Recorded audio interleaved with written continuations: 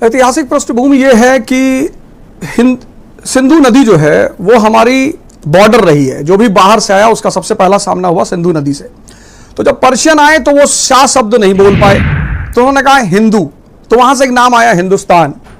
जब ग्रीक्स आए तो वो फिर सिंधु नहीं बोल पाए, तो उन्होंने कहा इंदु, वहां से इंदस और इंडिया आया। सेलुकस निकेटर अलेक्जेंडर का सेनापति था। अलेक्जेंडर के बाद वो राजा बना, और जब वो राजा बना तो उसने अपना एक दूत चंद्रगुप्त मौर्य के दरबार में रखा, जिसका नाम था ये मौर्य काल की बात कर रहे हैं। मौर्य काल की बात कर जी। तो मेगास्थनीज ने एक किताब लिखी इंडिका, बड़ी फेमस किताब रही, अब तो खैर उसका अवशेष भी नहीं है, लेकिन उसी किताब का उद्धरण ग्रीक हिस्टोरियंस ने लिया है, प्लूटार्क, स्ट्रैबो, प्लिनी वगैरह वगैरह।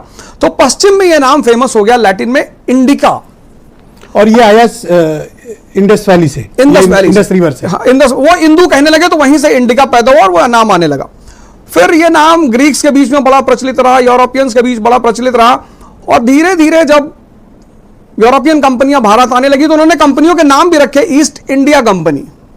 और 18वीं शताब्दी के बाद से अंग्रेजों ने इस नाम को पॉपुलराइज करना शुरू किया। तनीस की जो इंडिका है वहां से उन्होंने लिया इंडिया।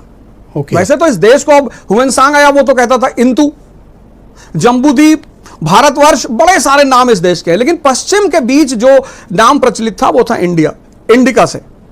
और फिर जब उन्होंने इस नाम को प्रमोशन करना शुरू किया तो हमारा जब ऑर्गेनाइजेशन बनी, जैसे दादा भाई नेहरू जी ने जो पहली पॉलिटिकल ऑर्गेनाइजेशन बनाई उसका नाम रखा ईस्ट इंडिया एसोसिएशन, क्योंकि पश्चिम इसी नाम से इस क्षेत्र को जानता था।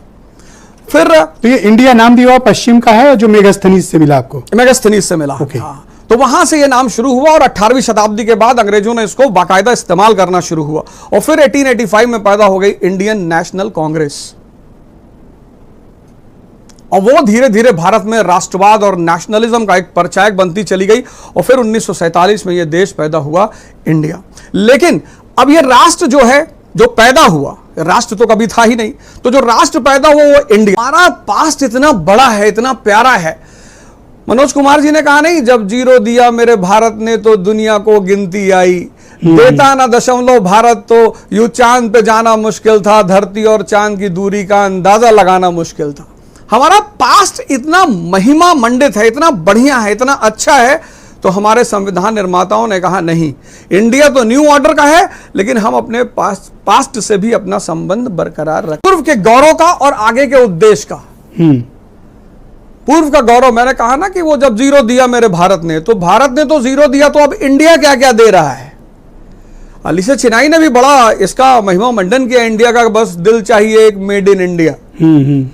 तो पास्ट, इसीलिए जो हमारे संविधान निर्माता थे उन्होंने बड़ा अच्छा काम किया था कि इंडिया भी रखा और भारत भी रखा। अब सरकार इस पे क्या विचार कर रही है, भारत को रखने के पीछे उसका क्या, मेरे ख्याल से जहां तक मुझे ऐसा प्रतीत होता है कि वो भारत रखकर भारत को फिर से एक महान और चक्रवर्ती देश की जो अवधारणा थी उसको आगे बढ़ाना चाहते। राष्ट्र के गौरव के नाम पर अब सिलोन अंग्रेजों को द्वारा शुद्ध दिया हुआ नाम था, उन्होंने कर दिया श्रीलंका, बर्मा को कर दिया म्यांमार। तो कोई बहुत ज्यादा उसका सामाजिक स्वीकारता को लेकर नहीं पड़ा, लोग एक आत्म गौरवान्वित महसूस करते हैं। नाम एक बहुत बड़ी चीज होती है व्यक्ति के जीवन में, तो लोग एक गौरवान्वित महसूस करते हैं। जैसे यूपी और बिहार में अगर हम किसी को पीटर बुलाएं, क्या बुलाएं? पीटर। भाई यूपी बिहार का जो समाज है, अगर हम वहां किसी को पीटर बुलाएं, पीटर चौहान, पीटर शुक्ला और साइमन पांडे, तो इस तरह से लोग बड़ा आश्चर्य की नजर से देखेंगे। लेकिन जब हम अपना नाम, देशज नाम इस्तेमाल करते हैं तो उससे संस्कृति को बढ़ावा मिलता है